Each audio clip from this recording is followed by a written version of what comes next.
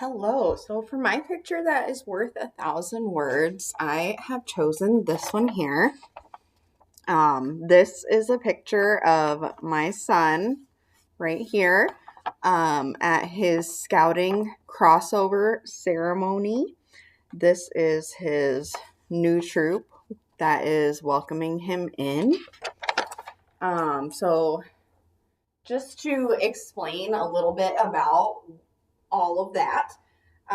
Before this crossover ceremony can happen, scouts need to go through a series of requirements that develop skills, character, and a sense of responsibility.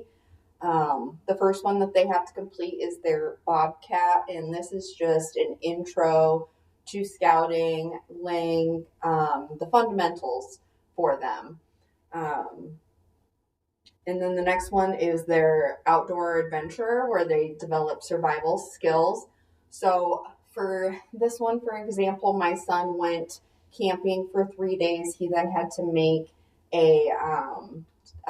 supper over a campfire.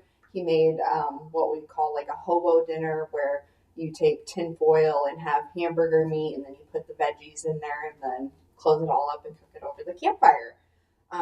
So that's just some things that they do.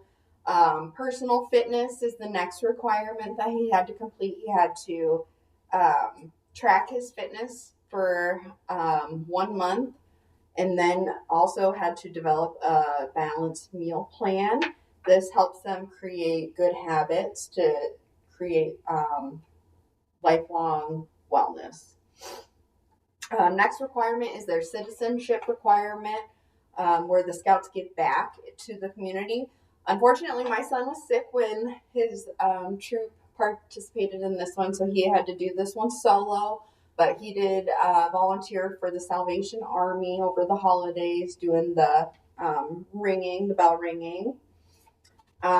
Next is the first aid requirement. This is emergency preparedness. So this one, my son, I worked a lot with him since I am a nurse. So he was taught CPR, signs and symptoms of a stroke, what to do if somebody's choking, things like that. The scouts also made their own first aid kits as well and brought them to the meetings.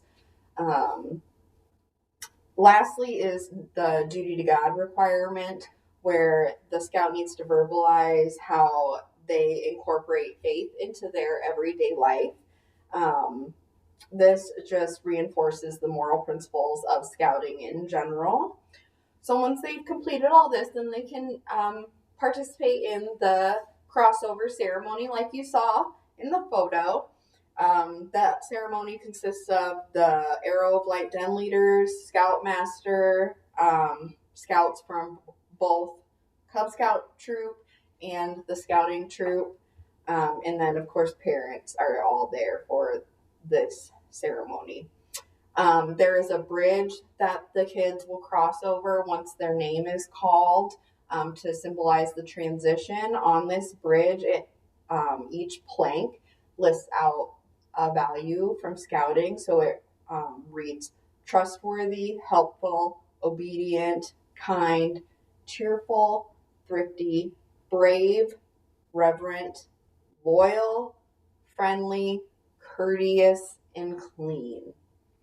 Once the scout is across the bridge, the new troop then takes off their neckerchief and their shoulder loops and they replace them with a new neckerchief and then went from the blue shoulder loops to green now.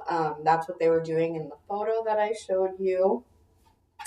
They'll receive their new book that they get to work towards their new requirements. The ceremony really is a symbolism or symbolizes a beginning and an end for these scouts. They've really worked hard to get where they are with all these requirements, and they'll continue to work hard to go through to Eagle Scouts as well. This journey is filled with growth, responsibility, and lifelong skills to help shape them into future leaders. Thank you.